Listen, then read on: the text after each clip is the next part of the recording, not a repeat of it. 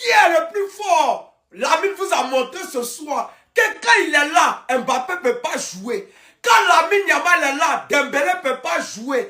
Quand Lamine Yamal est là, Olise sort à la 70e minute. Lamine n'est pas en camarade. Mbappé, tu es vaurien. Tu ne peux pas gagner Lamine Yamal. Jamais. Tu ne peux pas gagner Lamine. Lamine est fort. D'abord, mettez la photo de mon joueur en commentaire. Mettez la photo de Lamine, c'est le meilleur. Un enfant de 19 ans qui fait les choses incroyables, inimaginables. Lamine, tu es fort. Premier but d'Espagne. Qui a créé le penalty, c'est Lamine. Qui a fait que l'Espagne a gagné, c'est Lamine. Lamine est fort. Mbappé ne peut pas. Mbappé, c'est un plaisantin. Il ne peut pas. Aujourd'hui, là, c'était Doué, Dembélé, Olise, Mbappé. Les 4 contre Lamine Yamal, il les a éteints.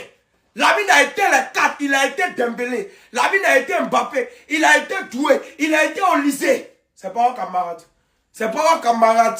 Yamal est officiellement le chat noir de Mbappé, ça fait le 6e match à élimination directe de suite qu'il bat contre Mbappé. Les seuls qui ont été bons dans ce match, c'est Upamecano et Rabiot, c'est tout. Tout le reste, ils étaient méconnaissables. Et on peut dire ce qu'on veut, on se l'est pas fait voler cette demi-finale. On peut dire qu'il y a eu main sur le premier penalty, mais si l'arbitre avait regardé la VAR sur la faute d'Olise, il y aurait probablement le rouge. Malheureusement, on n'a pas pu faire l'exploit de l'Allemagne et du Brésil, qui sont les seules équipes à avoir fait 3 finales de suite. Je sens qu'on va l'avoir notre revanche France-Argentine, mais ça va être pour la 3e place cette fois-ci. Et on va devoir se regarder la finale Espagne-Angleterre. Mais même si ce match a été moche pour nous, il y a quand même une image qui m'a fait plaisir dans ce match. C'est quand la caméra a été mise sur Infantino et que tout le stade a hué. Alors que je vous rappelle quand même que c'est le président de la compétition. C'est lui qui a organisé tout ça. Évidemment, s'ils l'ont hué, c'est parce que les prix étaient hyper chers. Ils ont dû se vendre un rein, les supporters qui ont vu le match en physique. Mais le pire, c'est que le gars se faisait huer et il a quand même eu le culot de sourire. Regardez-moi le sourire du diable qu'il a, cet homme. C'est le diable incarné. Le gars est quand même content d'avoir une mauvaise image. Ce que la défense de l'Espagne a montré en 4K,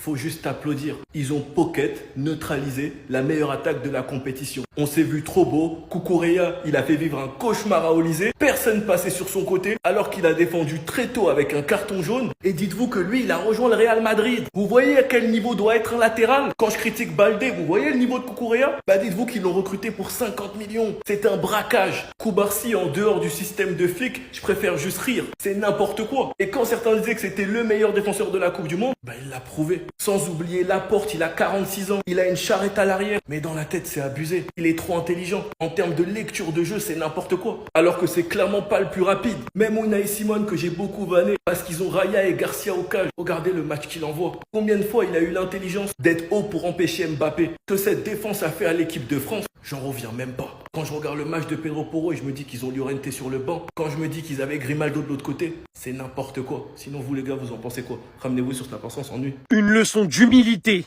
une leçon de football et surtout une leçon de respect.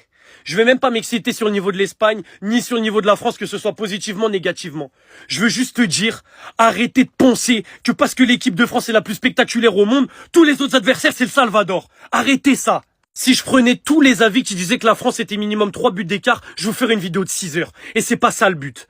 Le but, c'est juste de vous dire, même si t'es la meilleure équipe du monde, la plus impressionnante, la meilleure sur le papier, arrête de croire que tes adversaires, c'est des petits.